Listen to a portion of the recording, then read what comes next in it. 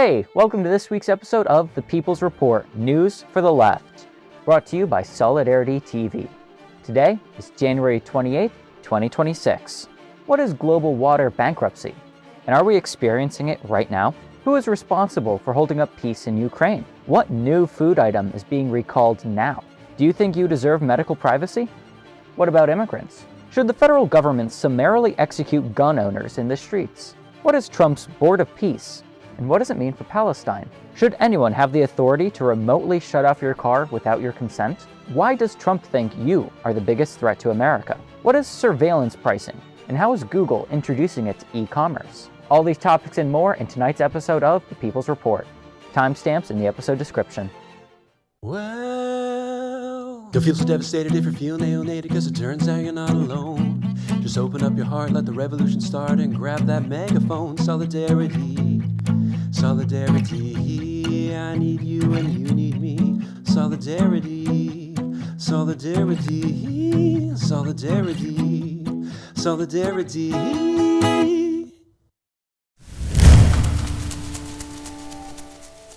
World enters era of global water bankruptcy, January 20th, 2026, via UN News. The world has moved beyond a water crisis and into a state of global water bankruptcy, says a new flagship report released on Tuesday by UN researchers. For decades, scientists, policymakers, and the media warned of a global water crisis, implying temporary shock, followed by recovery. What is now emerging in many regions, however, is a persistent shortage whereby water systems can no longer realistically return to their historical baselines. For much of the world, normal is gone, said Kava Mandi, director of the UN University Institute for Water, Environment, and Health. This is not to kill hope, but to encourage action and an honest admission of failure today to protect and enable tomorrow, he told a press briefing in New York on Tuesday. Mr. Madani emphasized that the findings do not suggest worldwide failure, but there are enough bankrupt or near-bankrupt systems, interconnected through trade, migration, and geopolitical dependencies, that the global risk landscape has been fundamentally altered. The burdens fall disproportionately on smallholder farmers, indigenous peoples, low-income urban residents, and women and youth, while the benefits of overuse often accrued to more powerful actors. The report introduces water bankruptcy as a condition defined by both insolvency and irreversibility. Insolvency refers to withdrawing and polluting water beyond renewable inflows and safe depletion limits. Irreversibility refers to the damage to key parts of water-related natural capital, such as wetlands and lakes, that makes restoration of the system to its initial conditions infeasible. But all is not lost. Comparing water action to finance, Mr. Madani said that bankruptcy is not the end of action. It is the start of a structured recovery plan. You stop the bleeding, protect essential services, restructure unsustainable claims, and invest in rebuilding, he noted. The world is rapidly depleting its natural water savings accounts. According to the study, more than half the world's large lakes have declined since the early 1990s, while around 35% of natural wetlands have been lost since 1970, Mr. Madani said. The human toll is already significant. Nearly 3/4 of the world's population live in countries classified as water insecure or critically water insecure. Around 4 billion people experience a severe water scarcity for at least 1 month each year, while drought impacts an estimated $307 billion annually. If we continue to manage these failures as temporary crises with short-term fixes, we'll only deepen the ecological damage and fuel social conflict, Mr. Madani warned. The report calls for a transition from crisis response to bankruptcy management, grounded in honesty about the irreversibility of losses, protection of remaining water resources, and policies that match hydrological reality rather than past norms. Water bankruptcy is such an interesting way of framing the water issue. I appreciate that, they want to expand past water crisis and really put us on the track of understanding that there's a huge problem that could be irreversible in a lot of ways. But calling it bankruptcy and the other financial terms that they use to address our water situation really interests me, because I feel like it is either directly targeting a specific type of audience, which of course would be big bankers and finance bros and other types of money movers who would more readily understand or relate to financial terms. Or maybe it's being written by those types of people, and thus their relationship with water is framed around business, which of course is kind of the source of the problem. the idea that water is a resource to be used rather than an essential part of an ecosystem that we belong to. It's another aspect of a traditional colonial and also capitalist mindset of the relationship to the land, and this time to the water, in which it exists to be owned and used. And we've seen, this kind of mindset before. Nestle, the CEO of Nestle, famously said the water is not a human right. The bottling and production of water that draws water resources away from communities, the industrial usage of water that takes it from the ecosystem, from the environment. Of course, right now, all the talk is about data centers, which guzzle water and drain local water tables, and, with immense downstream effects for the community. But, this has been going on for a little while. The Aral Sea has been almost entirely drained, starting unfortunately under the Soviet Union, but really rapidly escalating under the Russian Federation in the 90s, and then continuing to until today, where the Aral Sea is almost completely gone.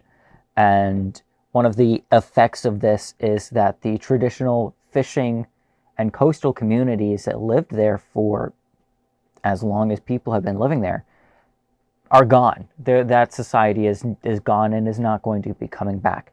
And it was used for cotton production predominantly in the Russian Federation.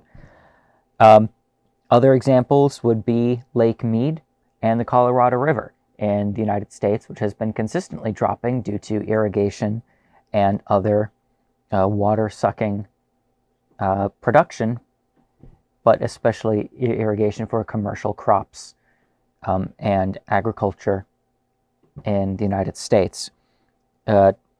Wetlands are, being drained in order to create more land that it could be used for housing markets or for industrial or for development. And all around, it's a really bad treatment of the earth and of the water table in general. I mean, fracking too, which poisons the water, and it's resulting in, we're on the verge of catastrophe. And like the article points out, most of the people who are going to be suffering from this are not, white Americans. They're going to be people of the global South, indigenous communities in North America, and North and South America, and honestly, indigenous communities all over. The colonial settlers are going to be able to buy and import water, and when water gets scarce in areas in which colonials and imperialists live, they're going to be able to, by force of arms, take that water from other people, which is already what's happening. I mean, this is how Nestle operates in Africa, for example. Just straight up stealing water from communities that rely on it for their own corporate profits, backed by the muscle of the United States empire. And, understanding this disaster is the first step. And then, of course, fixing it is altogether another matter, but we can't fix it until we understand these root causes, which is the exploitation of the earth and the people at the hands of the capitalist class. And eradicating the capitalist class and returning the means of production and the resources themselves to the people to which they belong is important. This means decolonization. This means anti-imperialism and maybe in some places deindustrializing, or just changing the way that industrial operations work. We spend a lot of resources creating, worthless commodities that kind of only exist in order to be sold to generate profits rather than for its purpose in the world. But also just straight up returning or allowing things to return to nature. I'll give you an example. In the Czech Republic, I want to say a year, maybe 2 years ago, but very recently, there was a decision to return some land back into historic or traditional wetlands. And Czech Republic was building up the revenue to build these dams that would block the water in and fill it up. And the survey team went out the one time and they found out that native beavers had been doing it already. And not only were they already building the dams for free, but they were building them in the exact places that the researchers had determined had to be built in order to create these wetlands. So sometimes just allowing nature to take its course where it's supposed to and not hunting beaver to extermination for their pelts and other such behaviors, letting your cats roam around outdoors to wreak havoc on the ecosystem, is all it takes to restore the land and free the land and bring it back to how it's supposed to be before we decided to destroy it for real estate interests or other possessive ownership and exploitation of the land itself. Hey, if you're enjoying the show, consider supporting us at solidaritytelevision.org.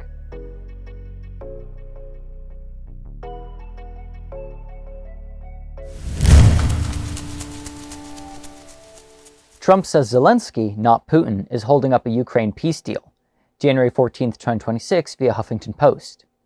U.S. President Donald Trump told Reuters that Ukraine, not Russia, is holding up a potential peace deal, rhetoric that stands in marked contrast to that of European allies, who have consistently argued Moscow has little interest in ending its war in Ukraine. In an exclusive interview in the Oval Office on Wednesday, Trump said Russian President Vladimir Putin is ready to wrap up his nearly 4-year-old invasion of Ukraine. Zelenskyy, the president said, was more reticent. "I think he's ready to make a deal," Trump said of the Russian president. "I think Ukraine is less ready to make a deal." Asked why U.S.-led negotiations had not yet resolved Europe's largest land conflict since World War II, Trump responded, "Zelenskyy." Trump's comments suggested renewed frustration with the Ukrainian leader. The two presidents have long had a volatile relationship, though their interactions seem to have improved over Trump's first year back in office. At times, Trump has been more willing to accept Putin's assurances at face value than the leaders of some U.S. allies, frustrating Kiev, European capitals, and U.S. lawmakers, including some Republicans. In December, Reuters reported that U.S. intelligence reports continued to warn that Putin had not abandoned his aims of capturing all of Ukraine and reclaiming parts of Europe that belonged to the former Soviet Empire. Director of National Intelligence Tulsi Gabbard disputed that report at the time. After several fits and starts, U.S.-led negotiations have been centered in recent weeks on security guarantees for post-war Ukraine to ensure that Russia does not invade it again after a potential peace deal. In broad terms, U.S. negotiators have pushed Ukraine to abandon its eastern Donbas region as part of any accord with Russia. Ukrainian officials have been deeply involved in recent talks, which have been led on the U.S. side by Special Envoy Steve Witkoff and Jared Kushner, Trump's son-in-law.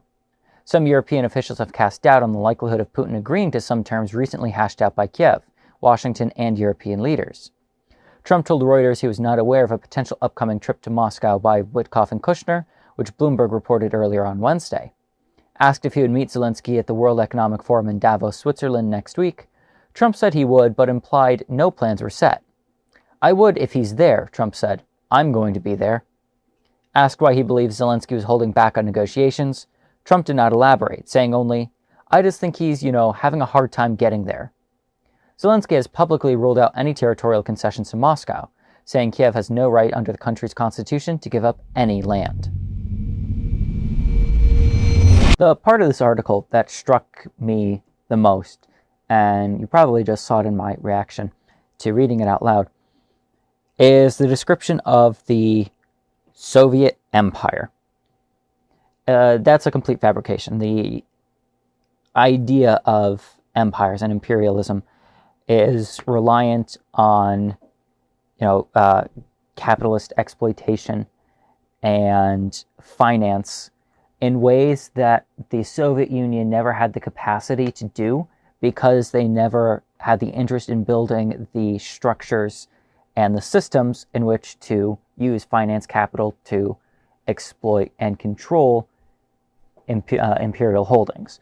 The myth of the Soviet Empire is a fabrication entirely designed to both obfuscate the actual role that the Soviet Union played in anti-imperialism and in order to create anti-Soviet and anti-communist and anti-socialist sentiment in the West, as well as to throw up a smokescreen of accusations for the U.S. empire to hide behind. every accusation is a confession, or whatever it is in lines, however it goes. And that is exactly the way that the United States operates, where it will blame others or condemn others for sins, perceived or otherwise, that it itself commits all the time. The United States is an empire. The United States has been a global empire for a century or more, and has been the global hegemon for almost a century. And the Soviet Union was never imperialist. And as much as one can discuss or criticize Soviet foreign intervention, that is not the same as imperialism. Imperialism is the highest stage of capitalism. Go read Lenin's book on the matter. When we talk about imperialism and we talk about empire, we're talking about something specific, not just vibes. And so that claiming the Soviet Union was an empire is bullshit. Just about as fictional as it is the claim that Putin wants to rebuild the Soviet Empire or the Soviet Union or whatever. This has been a claim for a long time, especially after the invasion of Ukraine, in which the claim is, Putin wants to rebuild the Soviet Union. Putin's a communist. He's not. He's a capitalist. He's an oligarchical pig. He's the only difference between him and any U.S. president is a sheer scale. Russia does not have the scale that the United States does, and thus Russia is not an empire. If anything, Putin is more inclined to support a reinstitution of the actual Russian Empire, back when it was an empire prior to the Bolshevik Revolution, and that is more in line with actual historical thought and not made up imaginary talking points to satisfy right-wing capitalists in the United States. Now, more on Russia and Ukraine. I don't. What more is there to say that someone else hasn't already said, both better and significantly worse? Russia is not invading Ukraine in order to rebuild the Russian Empire. Russia is invading Ukraine in order to provide security guarantees or to make security guarantees happen to keep NATO from being on its doorstep with arms and nuclear weapons. This is why they invaded Georgia in 2008. And this has been very, very clear for quite some time. Russia's been exceedingly clear on this. I'm not going to bring up the argument of, was Russia right to invade? That is a different question entirely, one that I'm not really interested in getting into because that's not the point. Because it doesn't matter whether or not they were right or wrong. They did it, and there is an invasion. And Western media is reporting that up to 1 million casualties have been taken by Russian forces compared to like the 300,000 Ukrainian casualties. I don't know. We'll see where the chips fall when this is all over. The point is, it has happened, and arguing whether or not they should have done it is a philosophical argument, not a material one.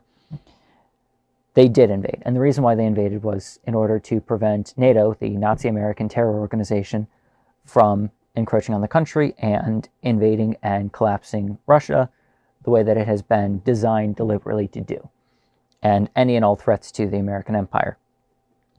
We saw what happened in Syria very recently with the complete ISIS takeover. We saw what happened in Libya. We saw what happened in Iraq. We saw what the United States has been trying to do in Iran. We see the constant siege on Cuba and on Venezuela and on the north of Korea. This is not an imaginary situation. This is not being dramatic. This is not just, America bad type stuff. This is legitimate material analysis here. And Russia is determined to keep NATO and the Western Empire, which of course is the U.S. empire, off its doorstep, which is why they invaded in the first place. So, the article trying to argue, Putin has no interest in anything other than completely taking Ukraine is false. The war in the Donbass is, we can talk about Russian interest in territorial expansion, if you will, by claiming the Donbass, although Russia has previously said they don't actually have interest in it. Their interest is in Ukraine being a non-NATO ally predominantly. And that is the guarantee that they've been asking for since the start of the war, and that Putin is hoping to get. We can also correctly address the neo-Nazi problem that Ukraine has, and their increased support for Banderites and for Bandera and the UPK and Nazism in general, which is sweeping the country, especially in the western side of the country. An interesting photograph from this past week is for, I believe it was on Holocaust Memorial Day, which of course was the Holocaust ended by the Red Army, saw Vladimir Putin putting a wreath on his brother's grave who died in World War II due to the Nazi siege. So the Nazis in Ukraine are a legitimate personal enemy to Vladimir Putin. I think that's worth pointing out whenever we discuss Putin and the Nazis and whatever, and how recent the Nazi problem has been to the world. His brother was killed by the Nazis. It's worth remembering.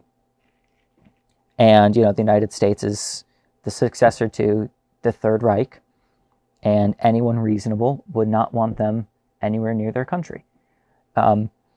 Again, this is not to say that the Russian invasion of Ukraine was good, or that it was right, or that it's been worth it, or anything else. It's not to say it was wrong, that it wasn't worth it, that, no moral judgment is being given at the moment here. Simply to say that this is why it happened, and Western journalists and Western media and Western citizens need to wake up to the real material reasons that the Russia-Ukraine war has been going on for 4 years, and it is because the United States and their imperial occupation of Europe and their paramilitary called NATO, or not paramilitary, auxiliary military, their military arm in Europe that we call NATO, pushed for this war to happen, to bleed out Russia, to destroy Russian military capability, and they will do it to the last Ukrainian if possible, because they don't care about Ukraine whatsoever, except the natural resources that can be plundered from it, which the United States has already been trying to do, and has been moderately successful so far, and the destruction of Russian military capability, because they don't care about the Ukrainian people, Ukrainian sovereignty, Ukrainian independence, any of the other stuff that they pretend to talk about. It is entirely because NATO kept pushing and pushing and pushing and pushing and pushing, knowing exactly what red lines to cross to provoke Russian retaliation or a Russian response. They did a test run in Georgia, found exactly what buttons they needed to press to get exactly the reactions that they wanted, and in order to, corner Russia, in order to create a situation in which the desired response, invasion, would be completely politically untenable and a legitimate risk to Russian sovereignty. So every time a Ukrainian person is killed on the battlefield or otherwise as a result of the invasion, one must understand that they were killed by NATO, forcing them and encouraging them to get engaged in a war that they probably can't win, designed to kill as many Ukrainians as it takes, expressly to increase American power in Europe and decrease Russian sovereignty and capability. Solidarity Television is an independent grassroots news organization. That means we rely exclusively on viewers like you. Support us at solidaritytelevision.org.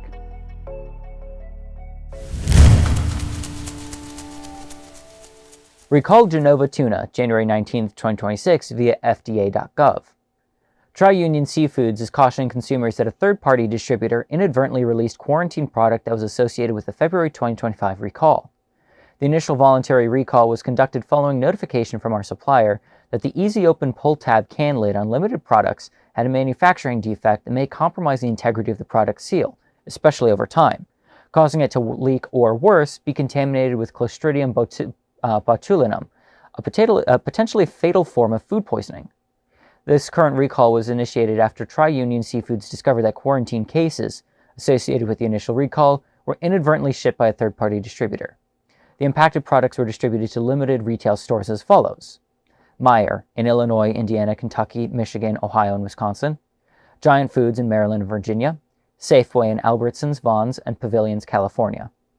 Consumers should not use a product even if it does not look or smell spoiled. Consumers feeling unwell should seek immediate medical attention. If you have a recalled tuna can, please return it to the place of purchase for a full refund, throw it away, or contact Tri-Union Seafoods directly for a retrieval kit and coupon for replacement product. More info via the story link in the episode description. Well, we got another food, I don't want to say crisis, food problem. Once again, courtesy of corporate negligence. The tuna producing company found out that the cans were defective through some means and recalled them and then put them into storage. I don't know why. I have no idea why they wouldn't destroy the product. I don't know if it was... I like to think this is just me making things up right now. I like to think that the plan was to be able to recycle the metal material and they just didn't get around to it. I don't know. I have no idea why they didn't destroy this product.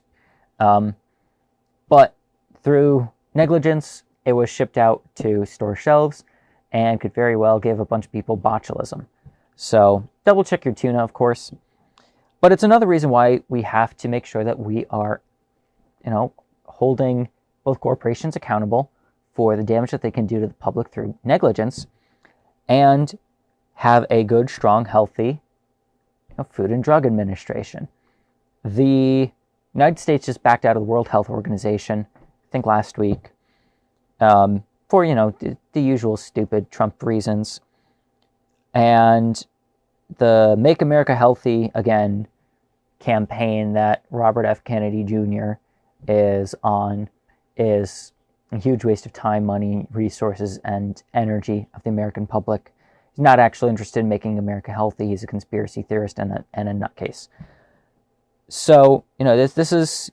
And then, of course, cuts to, the FDA and to other government programs that are designed to keep people safe when they're eating and keep things like this from happening, are just more and more negligence on behalf of the government, and specifically the Trump administration and the Republicans, who are convinced that less government oversight, less regulation is better for the people. The only ones it's better for is the corporations, who can do stuff like this and get away with it, or straight up not do tuna recalls later in the future if there's no one who's going to force them to do so. But, these companies need to be held accountable, and public health is important, and it does need to be prioritized. The safety and health of the people should always come before corporate profits. And people should be making sure that expired or unsafe or contaminated food that may contain botulism, isn't being shipped off to stores and being bought off the shelves by regular people like you and me, who could then go home and get sick and die, or feed it to their kids or their pets or anything else. It's just another case since Trump took office in which the food has been poisoned. And at the very least, this time it's not, seemingly not exactly negligence on the part of the food manufacturer. It was an errant distributor, they say, third-party distributor. So that's, I guess, nice, at least. But still, we should be seeing fewer of these cases, not more.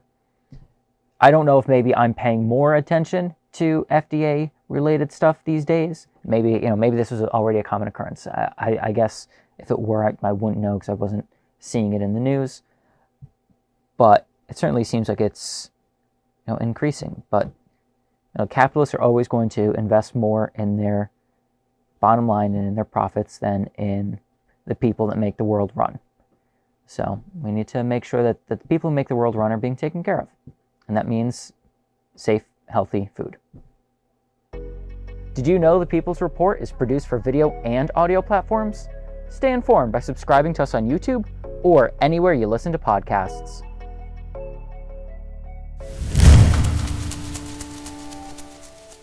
ICE is using Medicaid data to find out where immigrants live, January 20th, 2026, via state line.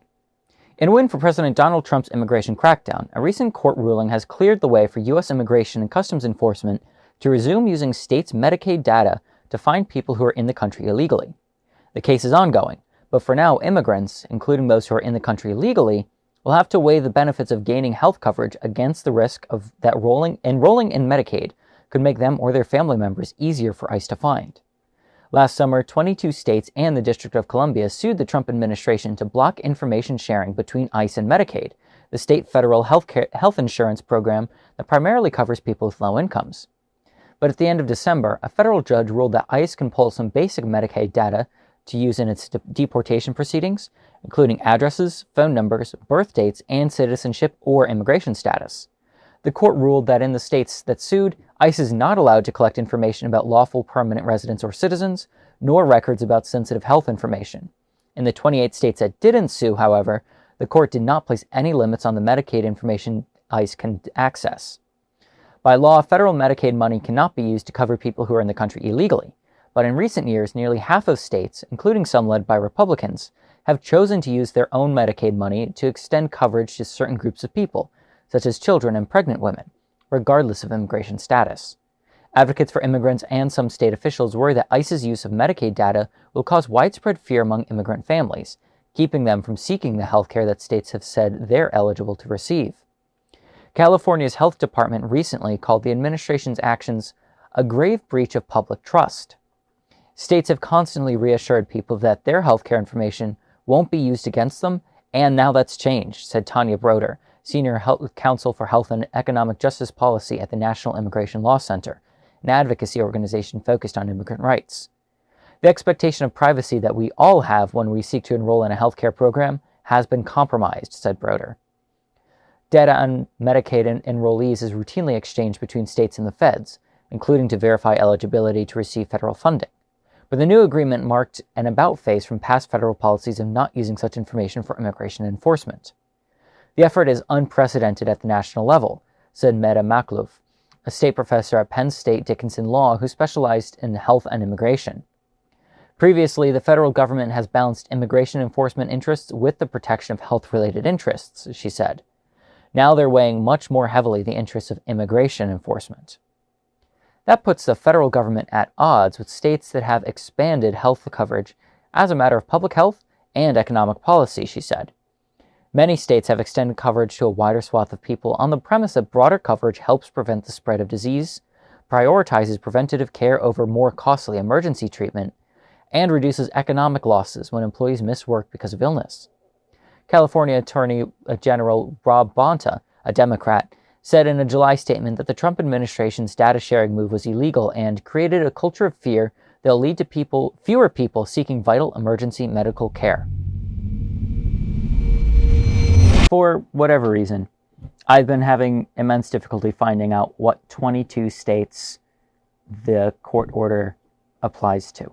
I got a list of 20 of them here that I'll read to you from the Attorney General of Washington State. I don't know, unfortunately, it's missing. It's short too. I guess it came before two others signed on. But it'd be Washington State, of course, and then Arizona, California, Colorado, Connecticut, Delaware, Hawaii, Illinois, Massachusetts, Maine, Maryland, Michigan, Minnesota, Nevada, New Jersey, New Mexico, New York, Oregon, Rhode Island, and Vermont. Those are the 20 of the 22 states in which ICE or the federal government is prohibited from accessing most of your healthcare data. and can only access some of the limited data regarding so-called illegal immigrants. I can't scrape the rest of everyone else's data, but they can in every other state. And, well, I guess with two exceptions, which I haven't been able to find. It's absurd. I don't know how this isn't some violation of HIPAA. That being a protection, a right, basically your right to medical privacy. And the fact that, we don't have medical privacy in the United States anymore is absurd. What law enforcement needs to know or needs to have access to medical history?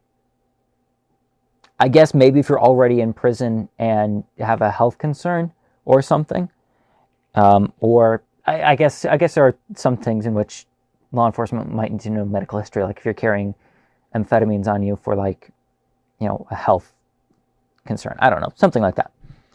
Are you high on oxy, or are you just carting it around for your chronic pain kind of thing? But we have here the official agreement, or the title of the official agreement here. It's the Information Exchange Agreement between the Centers for Medicare and Medicaid Services and the Department of Homeland Security, U.S. Immigration and Customs Enforcement for disclosure of identity and location information of aliens. CMS Information Exchange Agreement number 2025-80, effective date July 9, 2025, expiration date September 9, 2025. And that is the Information Exchange Agreement, basically allowing ICE, specifically ICE, DHS, but specifically ICE, to access your healthcare information in order to hunt down immigrants, so-called illegal or otherwise. God only knows who else are going to be going after with this data. We know that, the secret police, well, not so secret police, I guess, but the ICE, the law enforcement agency accountable basically only to President Trump and his cronies, is, the first step towards a more thorough attack on civil liberties in the United States, which we'll get into a little bit more detail in 7 minutes. ICE and this, this law enforcement, again, so-called law, certainly enforcement, is not going to stay with just immigrants. And we know this because they're scraping everybody's medical information, probably to help build their whole Palantir database they can then use later on with their elite program. If you guys are unfamiliar, go watch last week's episode. The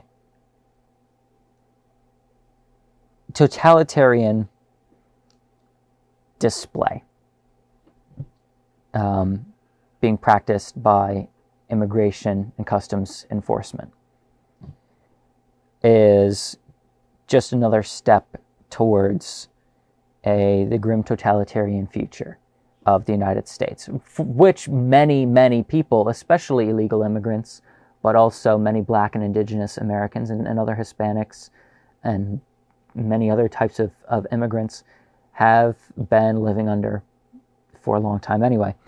That was trained and built on the genocide of the Palestinians, the ongoing genocide of the Palestinians. So, the fact that you can't have anything sacred or private anymore, even so much as your healthcare information, which if your doctor were to tell me anything about your health, that'd be a huge violation of HIPAA laws and of privacy, and you could sue, and they would probably get fired or lose their license. But if they tell ICE, if they tell these thugs who go around the streets beating the shit out of people and murdering random citizens and disappearing people of color off American streets on the daily, that's permissible. And the fact that the government agencies are in direct compliance with this is preposterous. Although I do have to take a moment to give some praise to the states that have determined that, yeah, it's important to provide health care to people who are non-citizens and even people who are undocumented, because the public health is important, just like we talked about with the tuna. Public health is very important, and providing for public health and taking care of the public is critical. Like the article said, financial costs to the economy by workers calling out sick, is whatever, who cares? But, it is cheaper to provide preventative care rather than emergency care. And it's not just an economics type of thing where, we're worried about money. It's less wear and tear on an individual. It's less strain on the family. And it's less strain on public resources. Again, I hate talking about the care of people in monetary terms, but everyone, even in the most ideal system, where everyone is being taken care of altruistically, it's going to be easier to prevent disease than it is to treat it when it's a disaster. It's easier to recall tuna than it is to treat everybody with botulism. It's easier to pay the garbage man to take out your trash than it is to treat everybody who gets illness from trash laying around the streets all the time. It's easier to go to the dentist twice a year and get your teeth professionally cleaned and examined than it is to get your teeth drilled out and get dentures in. And again, it's less strain on the family. It's less strain on you, on your time. I'd rather spend 30 minutes at the dentist twice a year than be out of work or out of commission, we'll say, out of commission for a week because they had to take my teeth out or something. I don't know. I don't even know why dental is the example that comes to mind. And it's just better for the public. No one wants to see sick people running around, either because they're scared of being sick or because it just makes the community look and feel bad.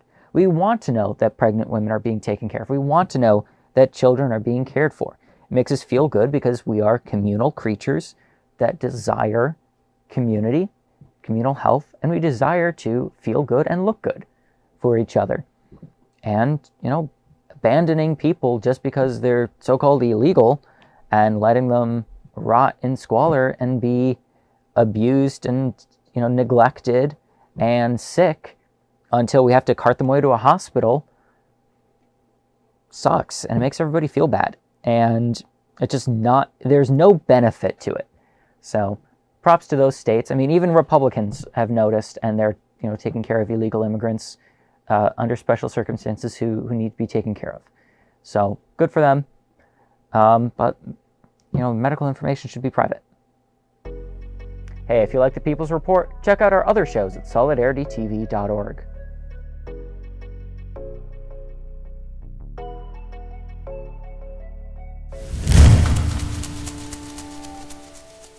Minneapolis man killed by federal agents identified as ICU nurse Alex Pretti. January 24, 2026, via Huffington Post. The killing of the 37-year-old man sparked a surge of protests in a city already furious about the ICE killing of Renee Good.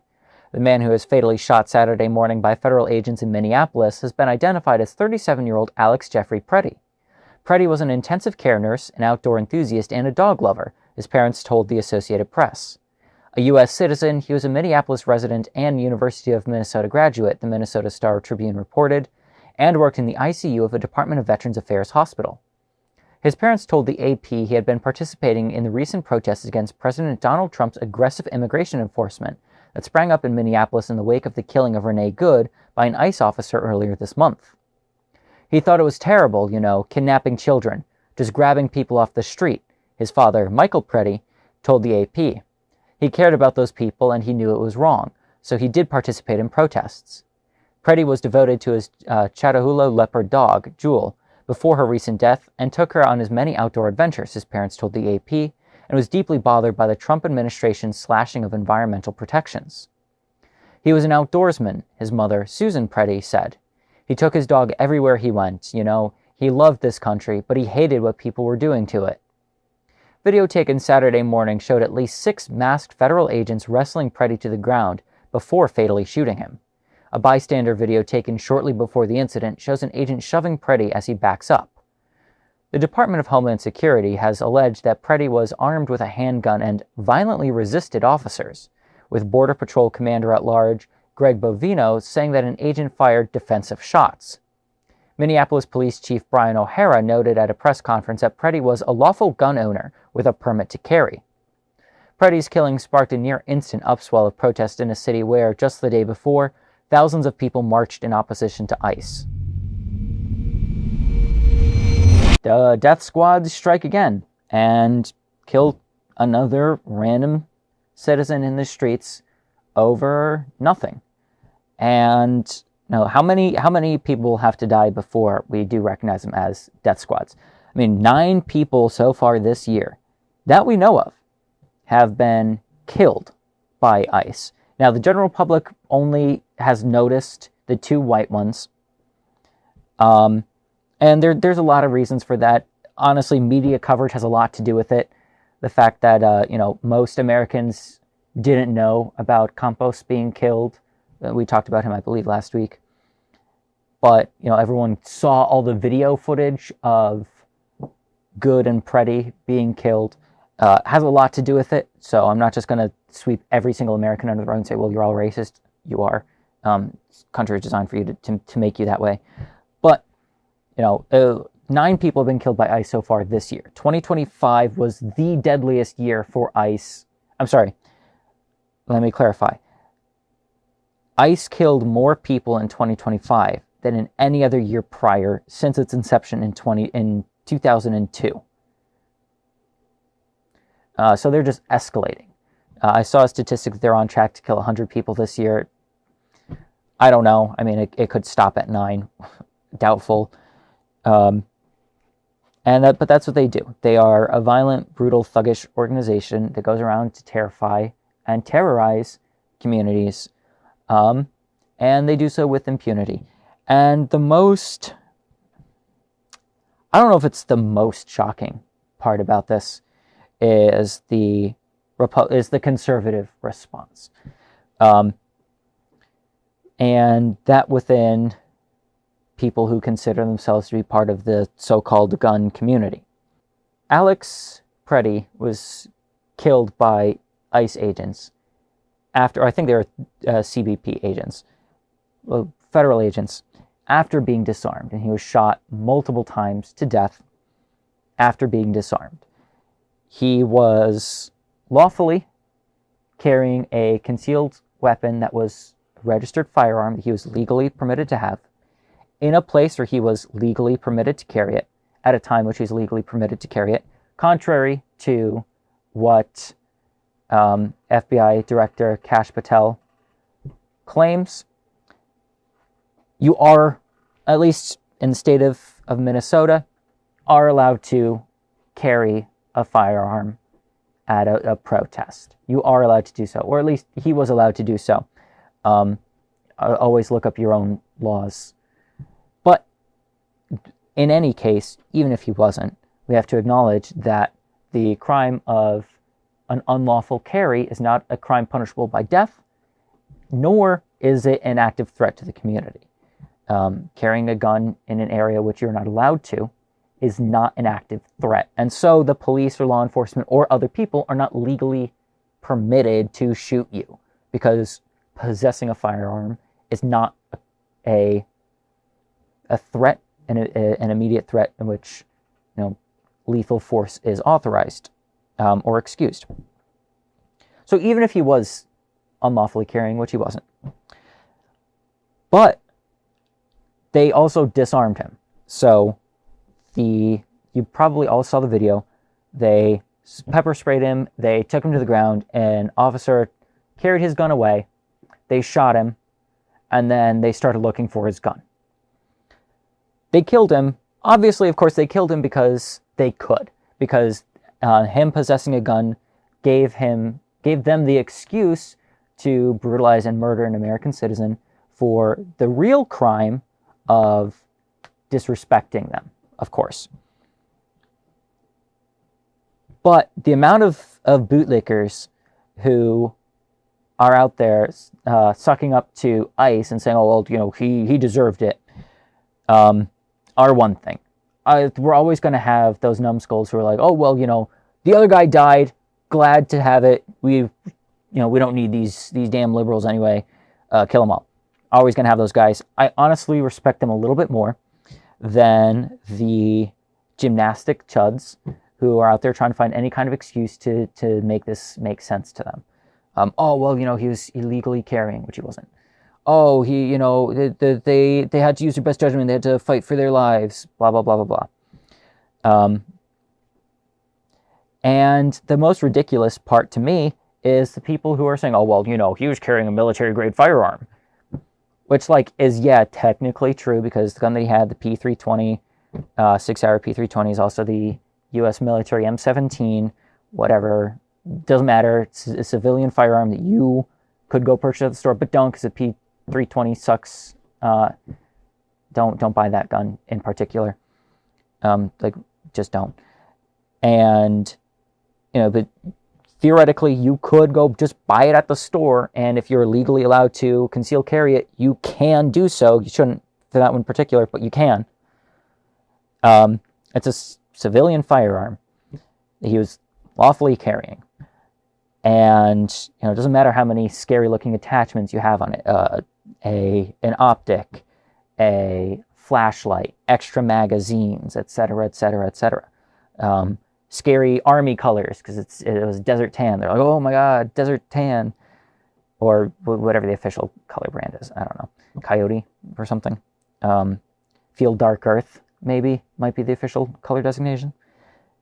And, you know, the conservative chuds are getting themselves all up in a twist over this, as if carrying a firearm is an automatic display of intent to commit mass violence, which almost makes me feel like I'm living in a bizarro world if I didn't know that obviously these guys aren't saying it because they necessarily believe it, but because they need to score points and they need to convince themselves that goon squads running around murdering people on the streets is a good thing. Because I've heard the exact same rhetoric from liberals who are anti-gun. Oh, if you own an AR-15, it means you want to kill a lot of people. No one needs an automatic rifle that fires 15 bullets per trigger pull, or whatever, you know, they pretend the AR-15 stands for. And we've, you know, been complaining about the assault weapons ban that bans guns for having scary-looking attachments. Oh, if you have a flash hider, you blah, blah, blah. If you have a collapsing stock, if you have a pistol grip, you know, all of these things that make the gun look scary, and thus to the uneducated, makes it seem more dangerous. And I'm not going to dunk on people who don't know gun stuff, because, like, I don't know, if it's not your world, why would you know much about it? Tons of people don't know how their car works, and they own them. So, you know, yeah, you look at a gun and it looks scary, and you assume it's more deadly than a gun that doesn't look as scary. But, you know, I don't know, gun people should know better. And having heard this kind of stuff not from the left, because liberals are certainly not the left, they're right-wingers for sure. Hearing this from liberals all the time, and seeing conservatives say it too, just when it's their guys who need the boost, is insane to me. But all that aside, the core of the fact is, much like how we've been seeing people get assaulted through the Trump and Biden, and now again the Trump administration, and the Obama administration, and Bush, and Clinton, pretty much as long as there have been people protesting, the government's been brutalizing them for using their First Amendment. We now see that exercising your Second Amendment right is a death sentence, which means that your Second Amendment right might as well not exist. If legally carrying a firearm that you are lawfully permitted to have can get you executed on the street, then you do not have the right to bear arms. If the government, if federal agents can kill you simply for possessing a gun. Because he didn't draw the gun. At no point did the gun leave the holster until a federal agent took it off his body. Prior to him being shot, mind you. He was completely unarmed, and there was no gun on his person whatsoever when he was killed. If merely possessing a firearm is something that can get you murdered by federal agents, then possessing a firearm is not a right. It is a privilege that gets extended to whoever the federal government determines gets that privilege. And that means that whoever is currently on the side of the federal government gets the guns, and anyone who isn't on the side of the federal government gets the bullets. This week's book recommendation is Blood in My Eye by George Jackson. It's a collection of Marxist revolutionary political philosophy by a Black Power activist held in an American prison. Trump rolls out his Board of Peace at Davos, but many top U.S. allies aren't participating. January 22, 2026, via Huffington Post. In a speech at the World Economic Forum, Trump sought to create momentum for a project to map out the future of the war-torn Gaza Strip that has been overshadowed this week, first by his threats to seize Greenland, then by a dramatic retreat from that push. The event featured Ali Shah, the head of a new future technocratic government in Gaza, announcing that the Rafah border crossing will open in both directions next week.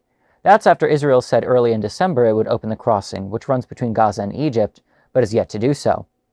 Shah, an engineer and former Palestinian Authority official from Gaza, is overseeing the Palestinian committee set to govern the territory under U.S. supervision. The new peace board was initially envisioned as a small group of world leaders overseeing the ceasefire, but has morphed into something far more ambitious, and skepticism about its membership and mandate has led some countries, usually closest to Washington, to take a pass. Trump tried not to let those not participating ruin his unveiling party, saying 59 countries had signed onto the board, even though heads of state, top diplomats, and other officials from only 19 countries, plus the U.S., actually attended. Secretary of State Marco Rubio said that some countries' leaders have indicated they plan to join, but still require approval from their parliaments, and the Trump administration has said it also gotten queries about membership from countries that hadn't been invited to participate yet. Big questions remain, however, about what the eventual board will look like. Russian President Vladimir Putin said his country is still consulting with Moscow's strategic partners before deciding to commit. The Russian president on Thursday is due to host Palestinian President Mahmoud Abbas for talks in Moscow. Britain's Foreign Secretary Yvette Cooper said her country wasn't signing on because this is about a legal treaty that raises much broader issues. Norway and Sweden have indicated they won't participate after France also said no. French officials stressed that while they support the Gaza peace plan, they are concerned the board could seek to replace the UN as the main venue for resolving conflicts. Canada, Ukraine, China, and the executive arm of the European Union also haven't committed. Trump calling off the steep tariffs he threatened over Greenland could ease some allies' reluctance, but the issue is still far from settled. The Kremlin said Thursday that Putin plans to discuss his proposal to send $1 billion to the Board of Peace and use it for humanitarian purposes during his talks with Abbas, but it noted that the use of those assets will require the U.S. action to unblock them. The idea for the Board of Peace was first laid out in Trump's 20-point Gaza ceasefire plan and even was endorsed by the UN Security Council. Israeli Prime Minister Benjamin Netanyahu announced he's agreed to join after his office had earlier criticized the makeup of the board's committee tasked with overseeing Gaza. Months into the ceasefire, Gaza's more than 2 million Palestinians continue to suffer the humanitarian crisis unleashed by more than 2 years of war. And violence in Gaza, while not at the same level as before the October ceasefire and hostage deal was agreed on, continues. Key to the truce continuing to hold is the disarming of Hamas, something that the militant group that has controlled the Palestinian territory since 2007 has refused to do, and that Israel sees as non-negotiable. Trump on Thursday repeated his frequently mentioned warnings that the group will have to do so or face dire consequences. He also said the war in Gaza is really coming to an end, while conceding we have little fires that we'll put out. But they're little, and they had been giant, massive fires. This Board of Peace thing is incredibly stupid. Obviously, the real solution that the United States should be pushing for, and never would, is to give every single weapon that the United States military has and the full backing of the U.S. military-industrial complex to the Palestinians to forcibly dissolve Israel and create an actual Palestinian state with full sovereignty and, ideally socialist utopia. For every reason imaginable, the United States is never going to do that. That is the real solution to peace, not whatever Trump's bullshit is. But here are the countries who have, at the very least, signed the Charter for the Board of Peace in alphabetical order, courtesy of Wikipedia, so this could change. Argentina, Armenia, Azerbaijan, Bahrain, Bulgaria, El Salvador, Hungary, Indonesia, Jordan, Kazakhstan, Kosovo, Mongolia, Morocco, Pakistan, Paraguay, Qatar, Saudi Arabia, Turkey, the United Arab Emirates, United States, and Uzbekistan. And then countries that have said that they're going to join but haven't officially yet: Albania, Belarus, Cambodia, Egypt, Israel, Kuwait, and Vietnam. Which is probably, Vietnam's the most surprising one on here to me, except for maybe Armenia and Azerbaijan. Both. Maybe they're both looking to get something out of that Board of Peace. You got the racists, the slavers, the capitalists. You got the UAE and Saudi Arabia, and Israel, and the United States, and Azerbaijan. These are all, deeply evil societies. And then Vietnam. I don't know. I don't know why in particular Vietnam stands out to me so much. But I don't know. It's worth pointing out. If you notice, though, and let me double check just in case I missed it. If you noticed, conspicuously absent country by the name of Palestine. Not on there. Palestine's not part of the Board of Peace, even though they have this guy who's a former PA dude from the Palestinian Authority dude from Gaza. Palestine is not on there. Now, I don't know anything about this dude. I possibly by next week, my friends in Palestine will update me as to who he is. For all I know, maybe he was just chief garbage collector in Gaza back when the PA ran it. I don't know. But I have no idea who this guy is. He's got very little information. I looked him up. He's very little information about him outside of the Board of Peace discussion. Pretty much everything that the article said about him is what's publicly known, at least that I could find in relatively cursory English language websites and searching.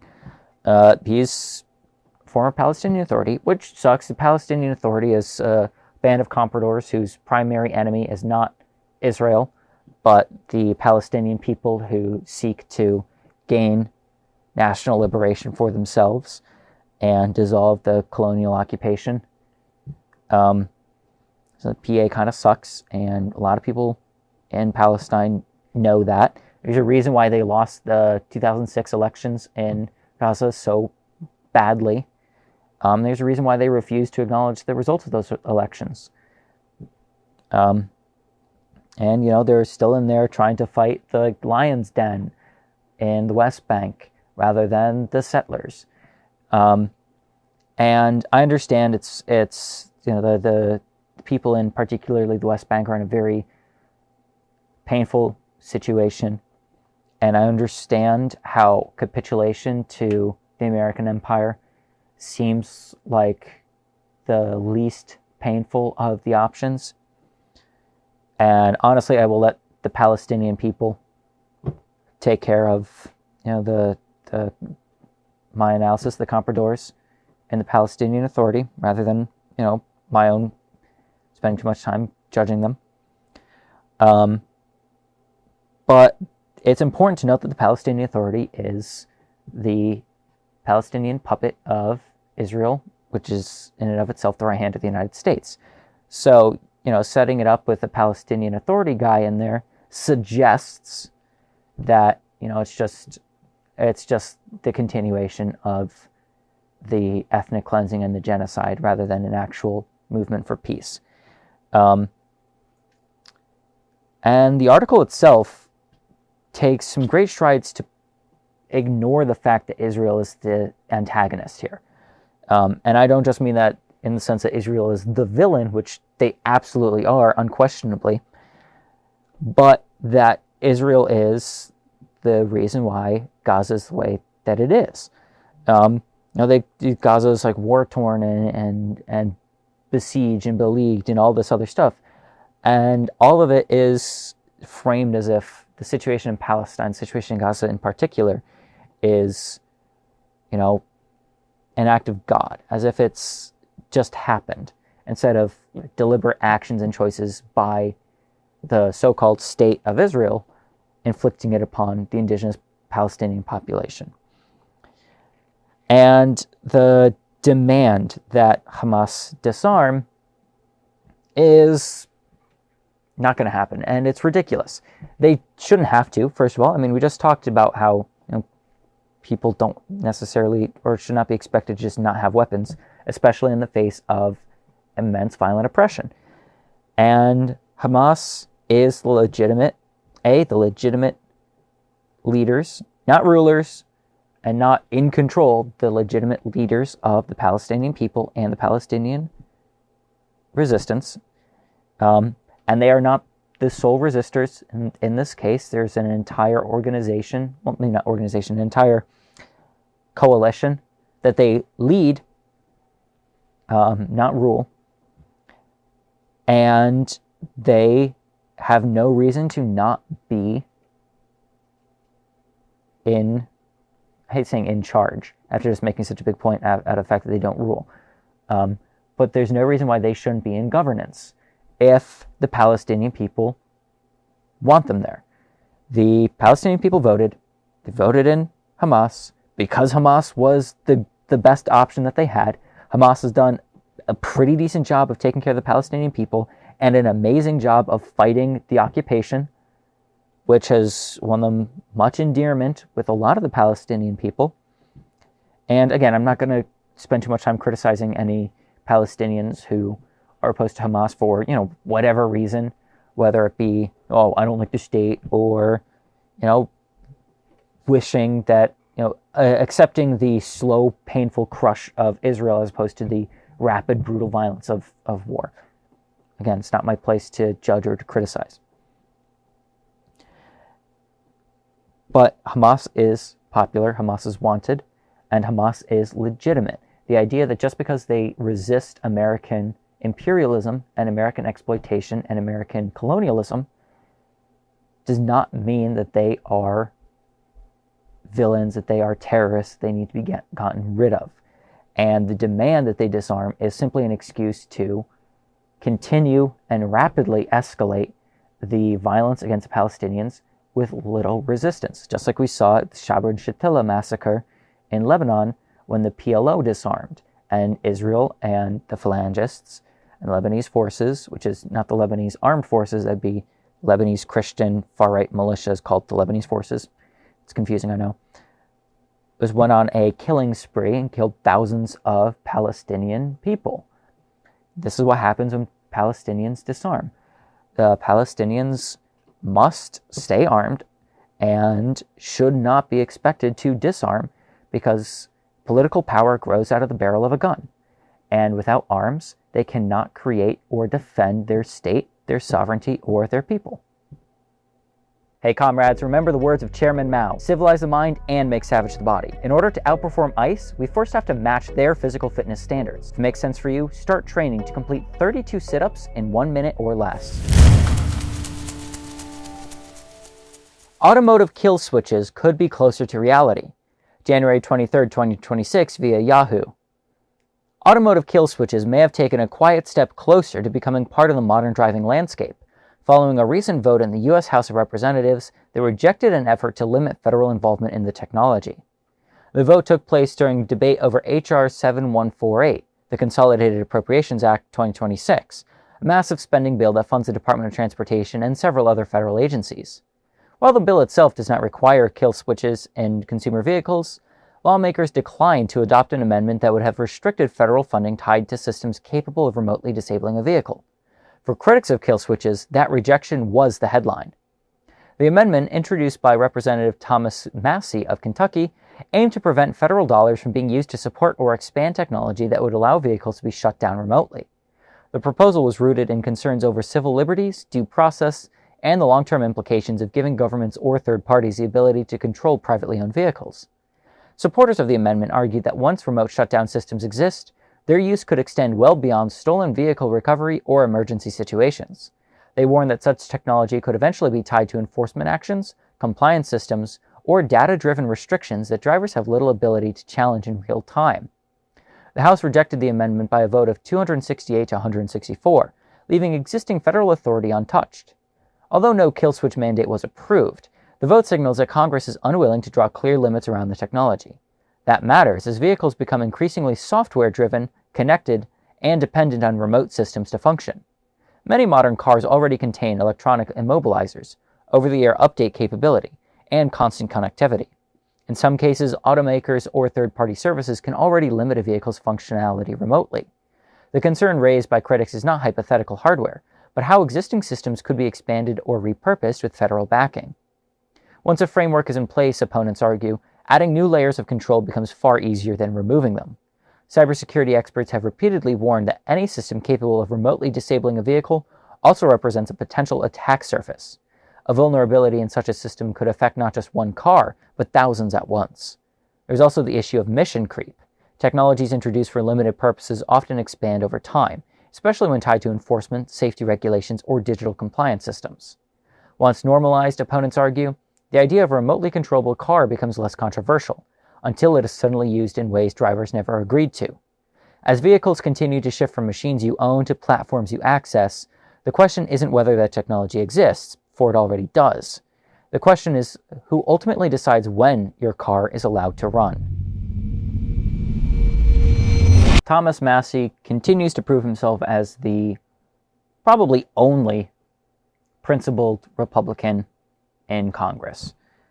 And as much as he is pretty dog shit, I appreciate that, I appreciate knowing that there are some, I don't want to say there are some people with principles, because a lot of his principles suck.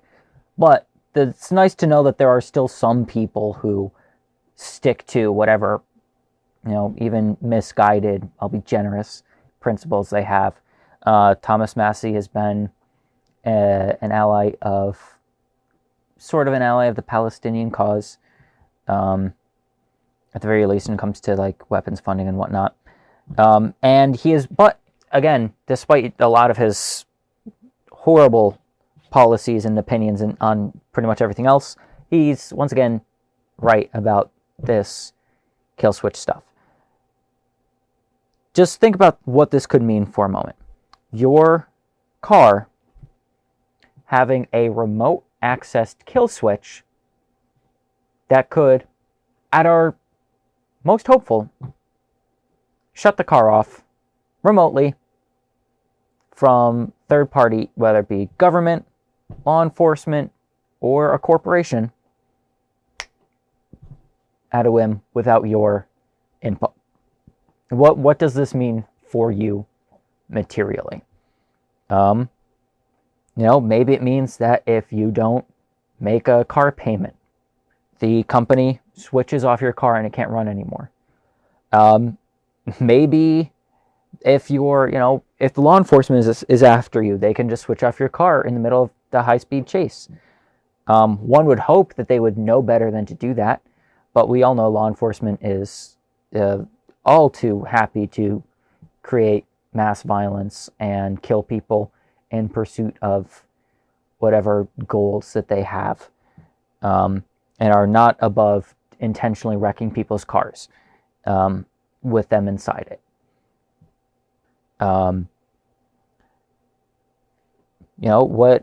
What else? Is it, what if you're a political opponent and they decide, well, you're just not going to drive anymore?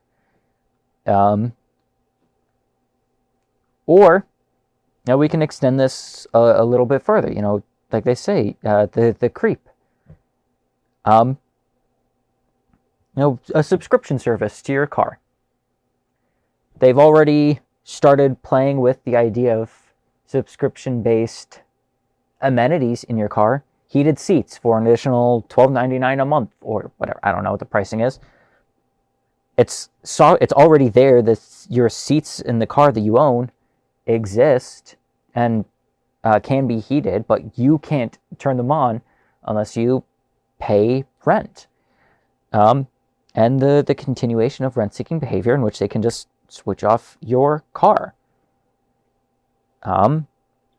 Like the article says, changing into a platform rather than a possession.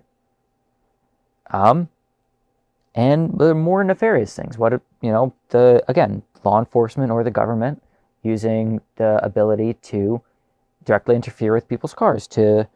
I don't want to get conspiratorial because people are already like, oh, they can hijack your car and kill you, assassination style, and make it look like a car crash.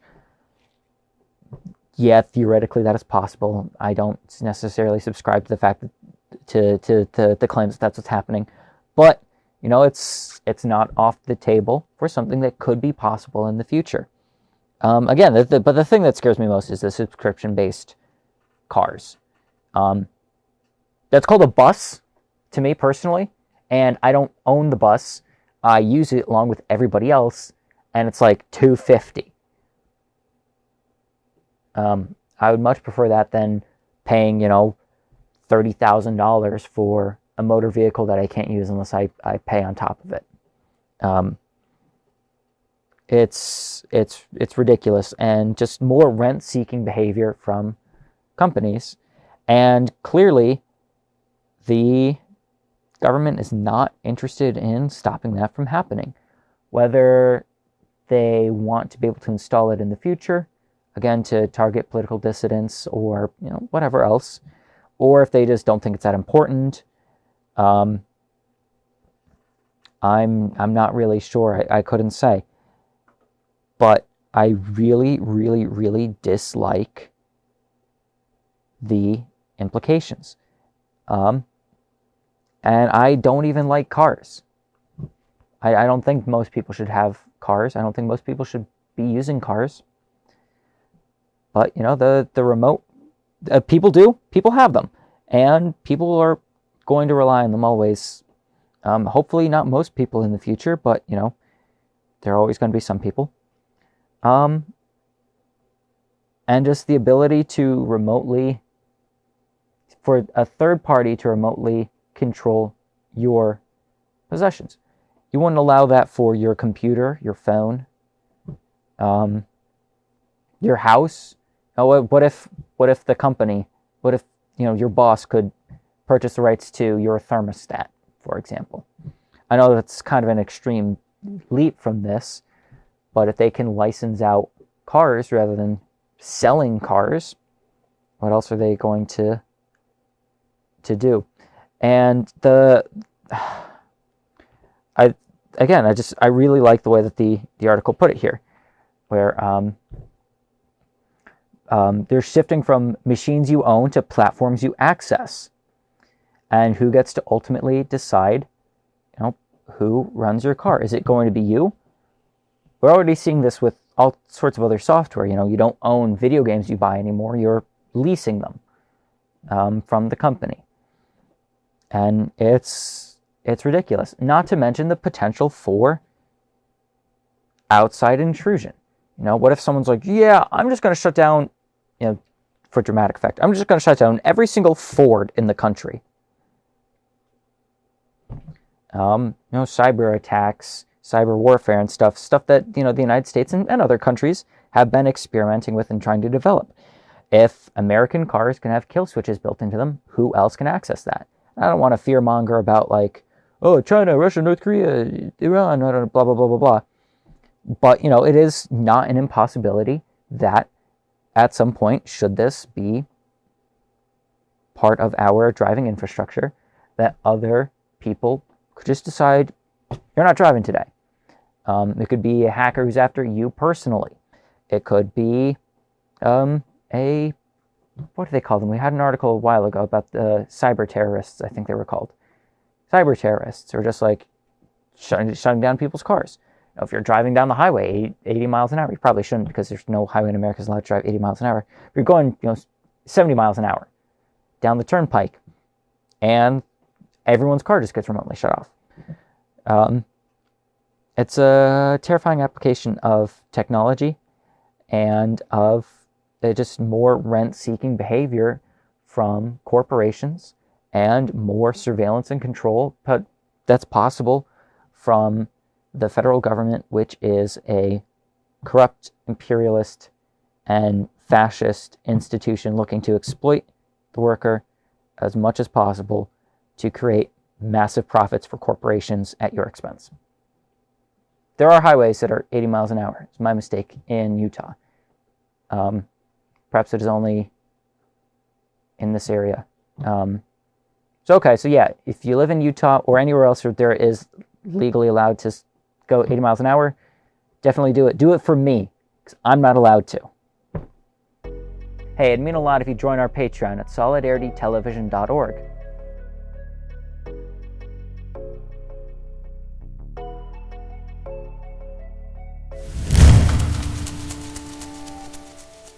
Leak Doc, Homeland Security's Domestic Terror Obsession, January 21st, 2026, via Ken Klippenstein. Despite Donald Trump's fixation with Greenland and the suggestion that military action is imminent, the 2026 Homeland Threat Assessment focuses instead on domestic terrorism. The annual assessment, which has been prepared since 2020, purports to offer a holistic assessment to threats in the Western Hemisphere. These assessments have consistently focused on what you imagine: southern border security, the drug trade, immigration, and critical infrastructure protection in the United States. But this year's assessment, marked for official use only and not yet released to the public, identifies violent extremism on the part of American citizens as the priority and greatest threat. One phrase in particular stands out as new: potential terrorism based on class-based or economic grievances. The term has not appeared in any previous assessment. The reference first appears in the executive summary in a section summarizing public safety threats. Per the assessment, of threat actors with ideological motivations, domestic violent extremists in recent years have been the most active plotters. They are motivated to conduct attacks by a wide range of factors, including anti-government sentiment, racial and ethnic grievances, anti-Israel and anti-Semitic beliefs, and class-based or economic grievances. The threat from U.S.-based individuals inspired by foreign terrorist organizations has also risen to its highest level in 5 years, fanned by the ongoing Israel-Hamas conflict and in a resurgence in English-language terrorist media. The term again appears a second time in the full section on public safety threats. In recent years, domestic violent extremists have been the most active terrorist attackers and plotters, and we expect this will remain the case in 2026. They are motivated to conduct attacks by a wide range of factors, including anti-government sentiments, racial and ethnic grievances, anti-Israel and anti-Semitic beliefs, and class-based or economic grievances. The assessment doesn't define what it means by class-based or economic grievances. The phrase could as much refer to an angry MAGA Midwesterner as it could to any Mamdani-supporting urban dweller. But the focus is clear. The main threat to the homeland, DHS thinks, is the American people. In recent years, domestic violent extremists have been the most active terrorist attackers and plotters, and we expect this will remain the case in 2026, the assessment says. In contrast, foreign terrorist groups like ISIS are said to have a diminished capability. Further bolstering the government's new obsession with domestic terrorists, the assessment also says that foreign terrorists are attempting to cross the border at the lowest rate in decades. And when it comes to migrants, the number of encounters with foreign terrorists at the border are said to be at a historic low. As the Department of Homeland Security sees it, 2026 is a year when southern border immigration as an issue takes a backseat in the Trump administration's national security focus on North America and the Western Hemisphere. But what makes this still secret assessment really stand out is the certainty with which it states that the greatest area of considerable concern to us in the coming year is the threat of mass casualty attacks and targeted violence. From the World Cup to the 250th anniversary of the Declaration of Independence, Homeland Security is preparing for the threat. And that threat is you. First, just to reiterate, Hamas is not a terror organization. The United States and the U.S. empire considers Hamas to be a terrorist organization because they're ideologically driven individuals who resist occupation. and U.S. exploitation. That does not actually make them terrorists. Again, I will remind you that the same people who will tell you that Nelson Mandela was a terrorist will also tell you that Hamas are terrorists.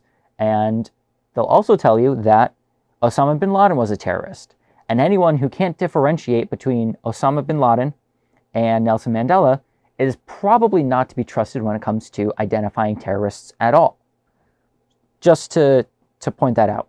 And their allies in the Middle East, whether it be other Palestinian organizations, or Hezbollah, or Ansar Allah, or the IRGC, or the Iraqi group whose name escapes me at the moment.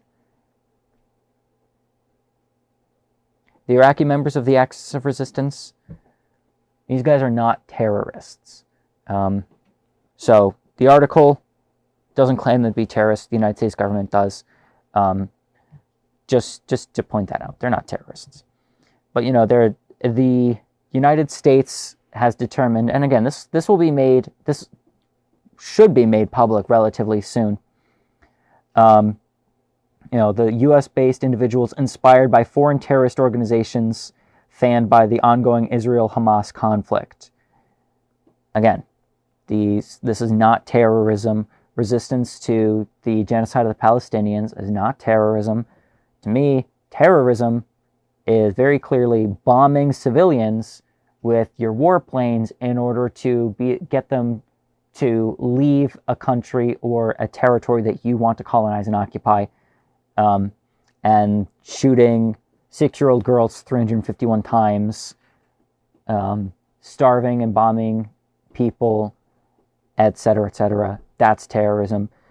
Putting bombs into consumer electronics to detonate all over a foreign country, that's terrorism. Of course, I'm referring to Israel's pager plot. Whatever their beepers, creepers, or whatever their bullshit name for the terror project was, that the United States unilaterally and the media, from the conservative all the way to the liberal media, celebrate as being such a stroke of genius. But of course, if the Palestinians had done that to Israelis, it would have been the greatest crime since the Holocaust, what they would have said. But this is absurd.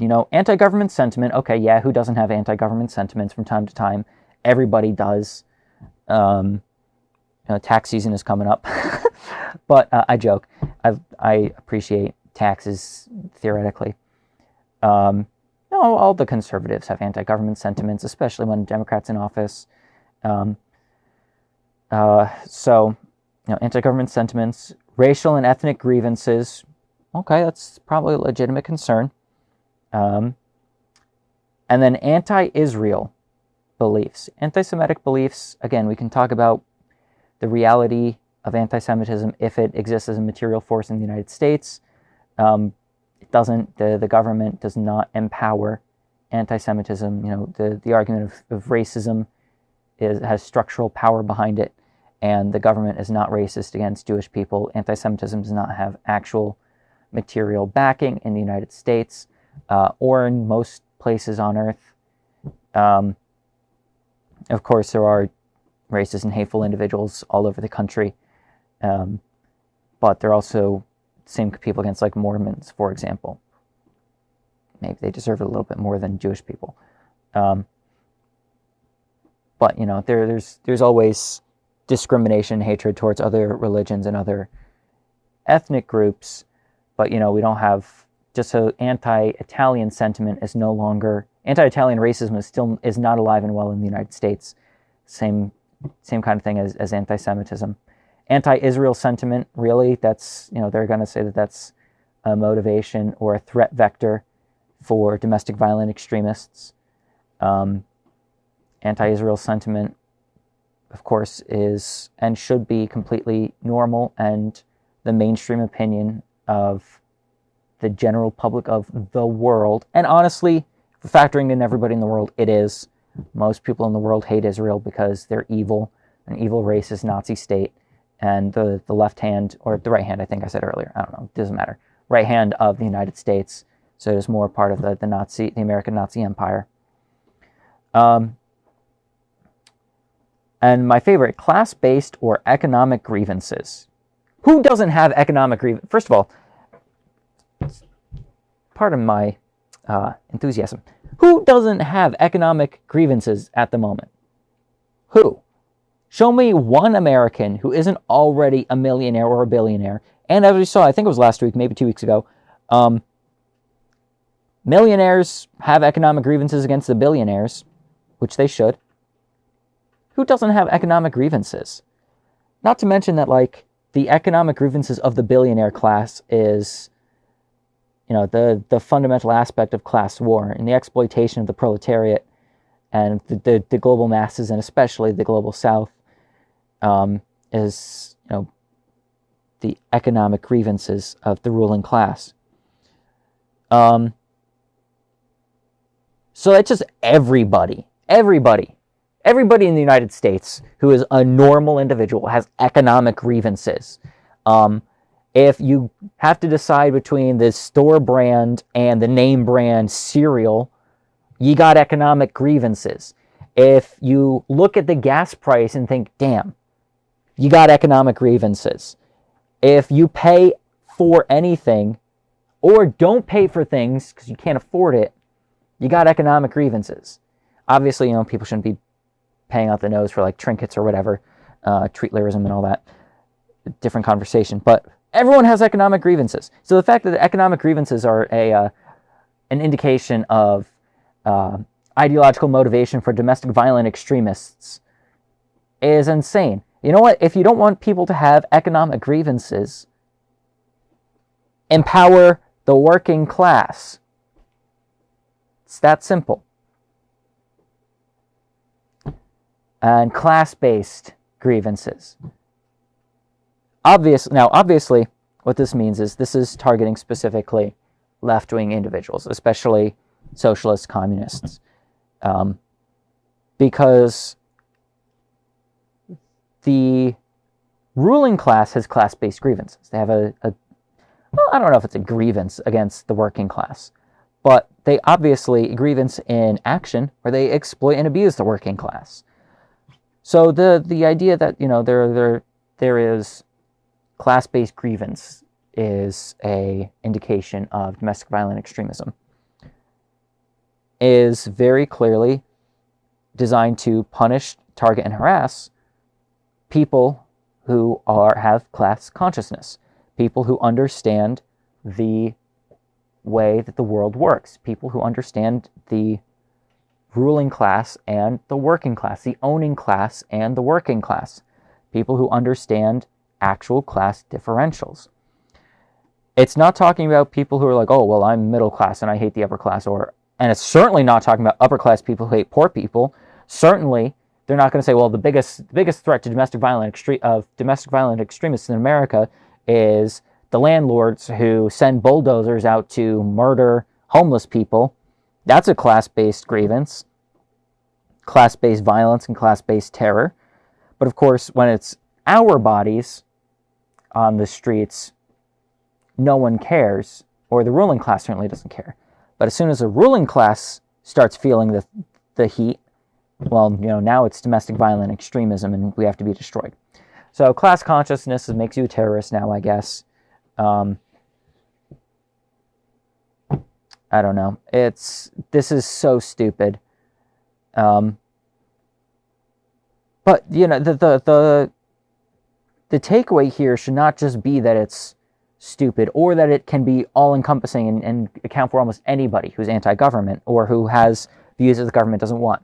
Because of course, you know, this is what all of this ICE bullshit is building to, is eventually having our own true Gestapo who will just go around and just grab and attack random people off the street for not aligning with what the ruling class wants. You know, if you're some libertarian who's like, I don't want to pay taxes, and I think everyone should be allowed to do whatever they want, and I think you should, you know, what's the classic thing that they like to say? I think gay people should be able to defend their weed farms with guns and not pay taxes on it or whatever. Well, guess what, buddy? You and I are both going to the concentration camps. You know, the right winger who's like, I want to have my cattle graze on federal land without paying for it, and is just as anti-government, has class-based grievances as someone who says, I think we need to destroy all landlords. They'll come for you eventually as if you stand up against what they want and don't immediately bend over. And that's what they're building to. So that should be the takeaway here, is that A, they're specifically starting to target people with left-wing ideology and a class-based analysis and understanding of the world, people who actually understand the relationship between labor and capital, but also that they are making such broad sweeping broad sweeping structures that could encompass anyone that they need to. We're already seeing random people get killed on the streets for the crime of being a lawful gun owner. So, they'll come after anybody that they want, and if the working class doesn't stand up to them and doesn't stop that from happening, it's going to happen. Another way you can support us is by following us on YouTube, TikTok, Instagram, or anywhere you listen to podcasts.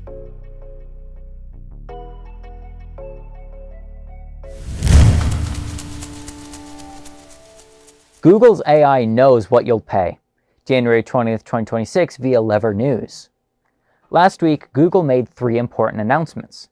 The first is that its AI product Gemini will be able to read your Gmail and access all the data that Google has about you on YouTube, Google Photos, and Search. The second announcement is that Google has cut a deal with Apple to power that company's Siri and foundational models with Gemini, extending its generative AI into the most important mobile ecosystems in the world.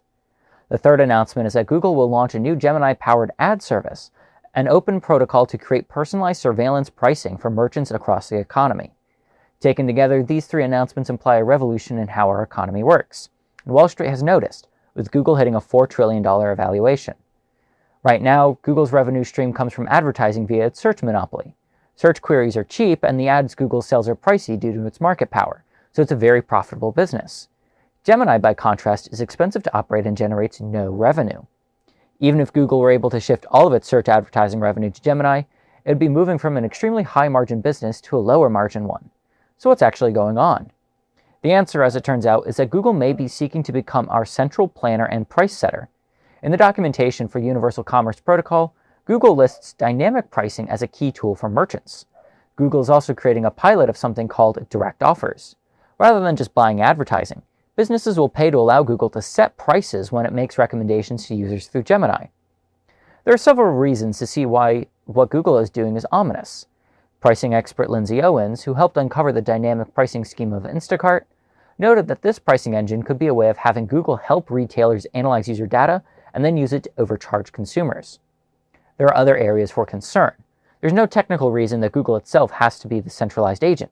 Presumably, consumers could allow other generative AI models to analyze their data and become assistants. Just as Google's search monopoly was not inevitable, neither is the Gemini takeover of pricing.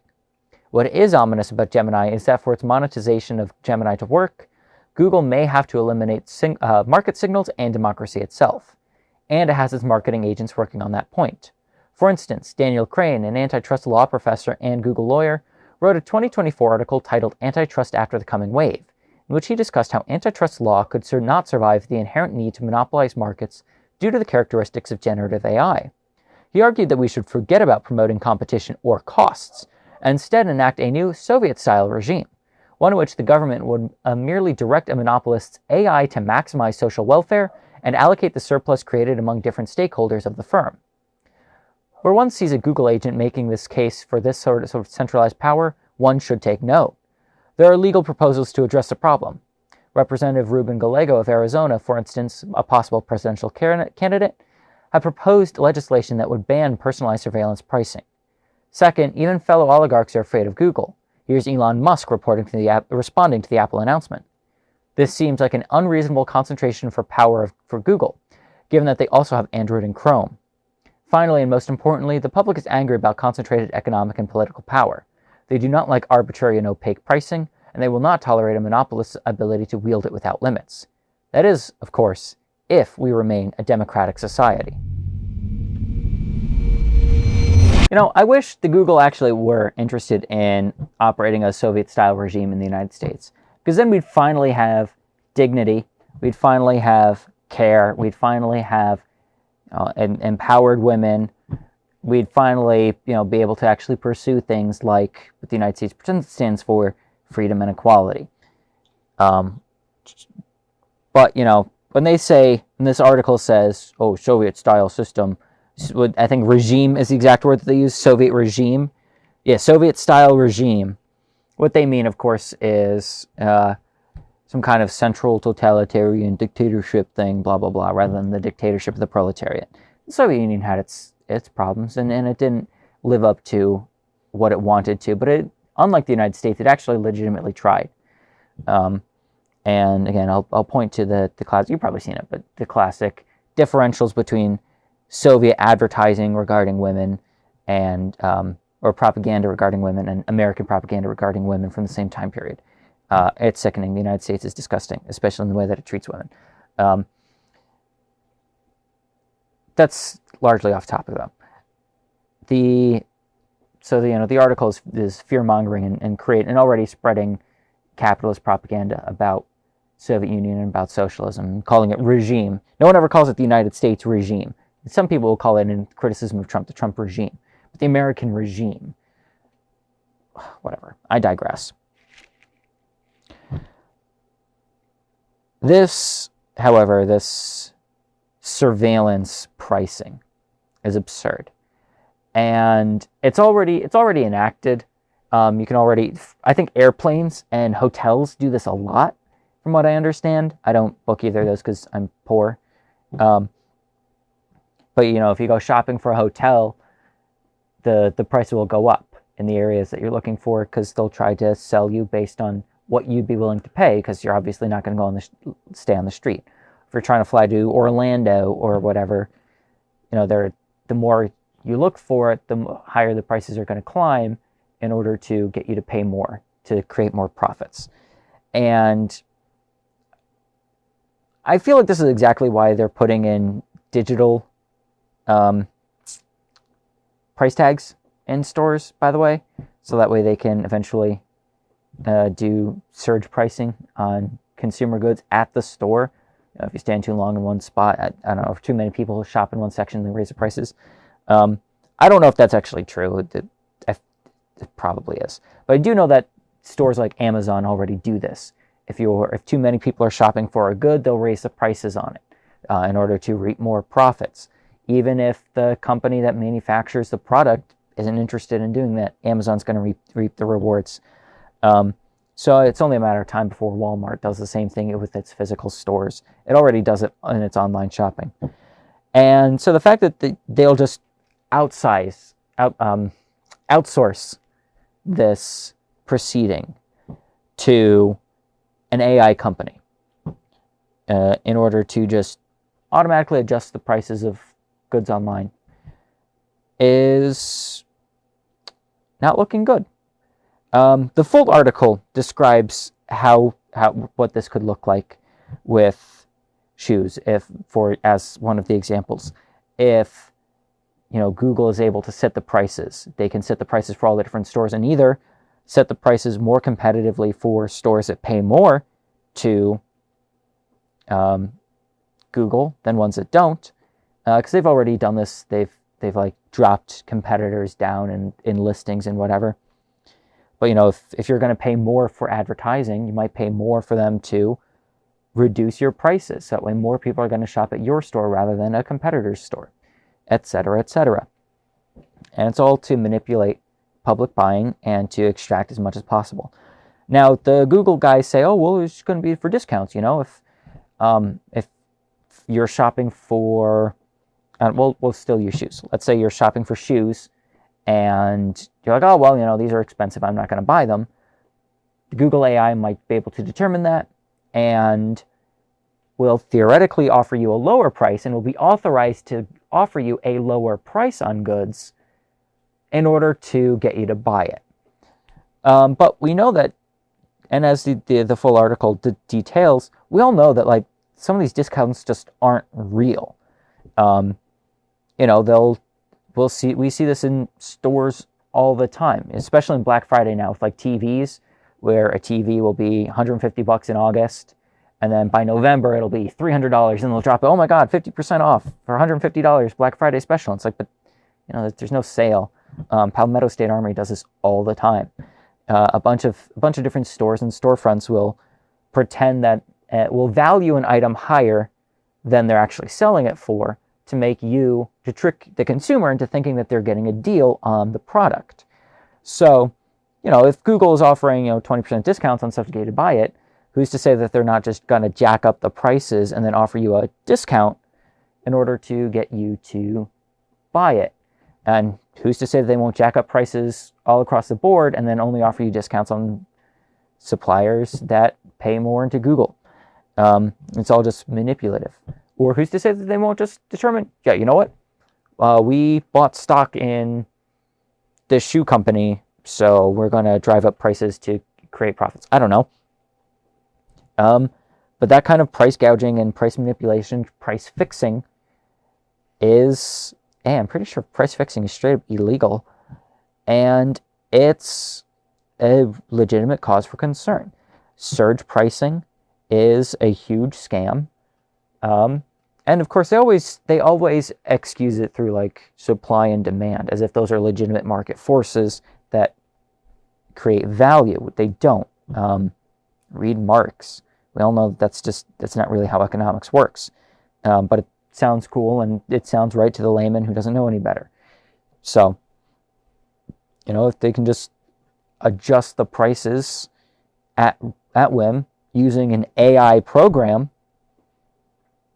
that is reading all of your emails, looking through all your photos, using your calendar, learning everything it can about you to create a perfect buyer profile in order to market to you better.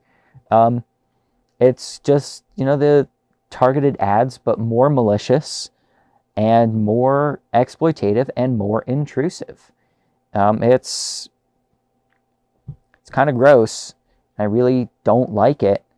The only hope is that AI sucks so bad. They call it, if Amelia Bedelia was a computer. So, I don't know, maybe for a brief window, we'll be able to trick Google AI into thinking that no one will buy shoes unless they're 20 cents, and we'll just, I don't know, get everything we need real cheap before they figure it out and hopefully screw a bunch of companies out of the profits that they took from stealing from the workers and exploiting the customers and just robbing everybody blind. I don't know, maybe we'll get a chance to rob them back because AI sucks so bad and it's such a bad product and doesn't make any money and it is stupid and dumb. I don't know. Again, it's the Amelia Bedelia machine. So with any luck, this will turn out in our favor, but the oligarchs behind AI and AI programs are not going to make it work out in our favor because they don't work for us. They don't work at all. They exploit us. And not to mention the fact that all this is going to be powered through AI data centers, which are just going to suck water and power and land from all the communities and just create a really toxic hum in the air in your neighborhood. And then you turn on the tap and there's no water and your power is going to go out all the time.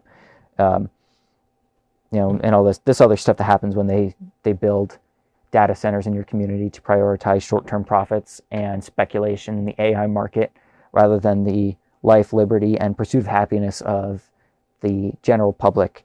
And of course, all powered by materials that they robbed from the global south and used the force of arms and used, what do they call it, the poverty draft to get more soldiers to go enforce that, which they're going to create more poor people by sucking up all of our resources to build more data centers, and just this bullshit imperialist circle jerk used to extract us for all that we're worth until the revolution, and then we win. I don't know.